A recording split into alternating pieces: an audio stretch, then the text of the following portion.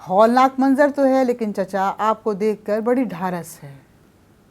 لیکن جیسے جیسے 2 سے 3، 3 سے 4، 4 سے 5، 6، 7 محرم تک وقت آ رہا ہے، ابو فضل عباس کے چہرے پر متغیر آثار دیکھ کر جناب زینب مسلسل تصویر صبر بنی ہوئی سامنے کھڑی ہیں اور ابو فضل عباس کو کہہ رہی ہیں بھائی صبر کی میں اور آپ مثال ہیں. ہماری منزل صبر اس دن شروع ہوگی جس دن میں بے مقنع و چادر پیادہ کربلا سے کوفہ سفر کروں گی اور آپ کا سر نوک نیزہ پہ نہیں ٹھہرے گا.